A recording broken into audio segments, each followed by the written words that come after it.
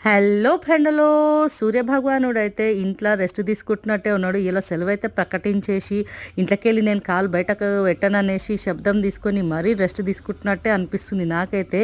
ఇక తన డ్యూటీ అంతా కూడా తన తమ్మునికి అప్పజెప్పినట్టే ఇక వరుణదేవుడైతే మన పైన ప్రతాపం చూపిస్తుండు.